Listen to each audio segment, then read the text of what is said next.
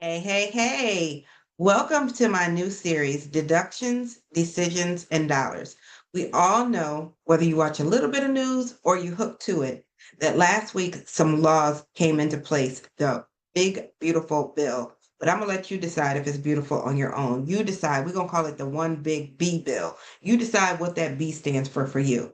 But as your favorite fractional COO, I wouldn't be doing my due diligence if I didn't come and share with you how this can help you, how there are some things in this bill that can help you in your business. Okay. So we're just going to take a few minutes. You know me, I don't want to be here long. I don't want to hold your time up because you have wonderful things that you need to be doing. Plus, it's summertime and it's my birthday month. Okay.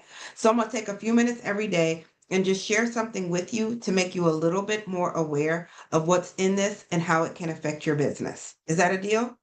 All right. Now, first of all, let me say this is not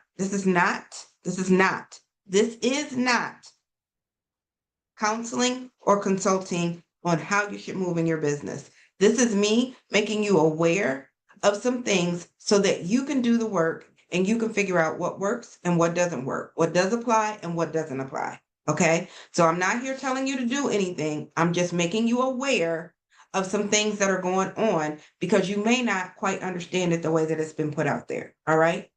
So let's jump right in. Today, I want to talk about how this could possibly mean that you get to save 20% of your income. Ready? I know that piqued your ears. All right, let's jump into it.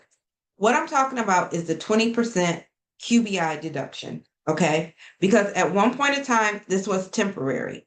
Under this new bill, it does become permanent. And what it means is that if your income, if your business is a pass through entity, then you may be eligible to cut 20% off your taxable income. Okay, so here are the words might, maybe, eligible, those types of words. So, Yolanda, what is a pass through entity?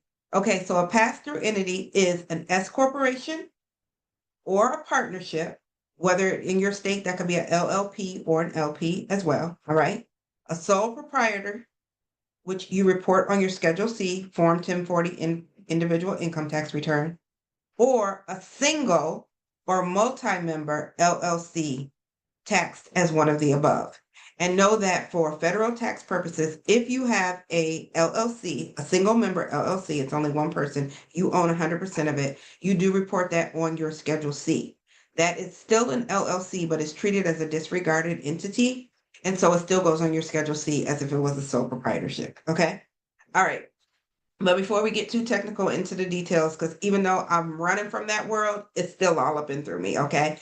Because I did just retire from 20 years with the IRS and I am a licensed CPA. So it's not just about knowing about the strategies, processes, and systems in your business, but it's also about me bringing what I have to the table, okay? So here's the truth. Most business owners don't qualify.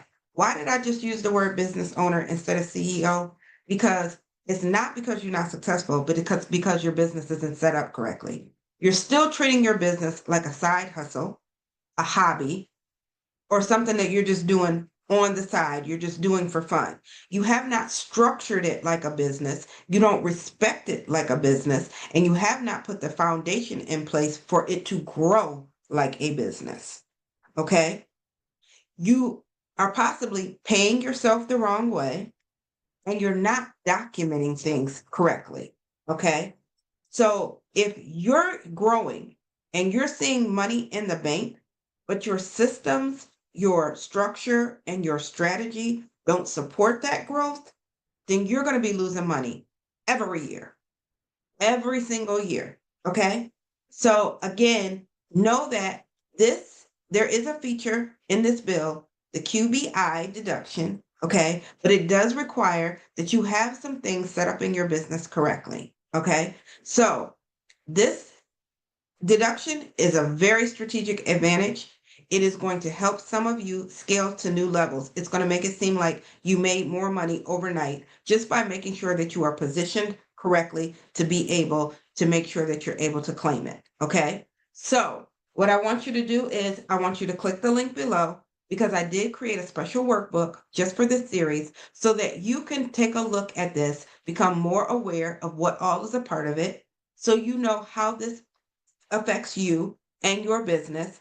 And if you're ready to get your systems, your SOPs, and your processes, everything in place so that you are ready for this opportunity as well as any other opportunities that knock on the door, book a call today.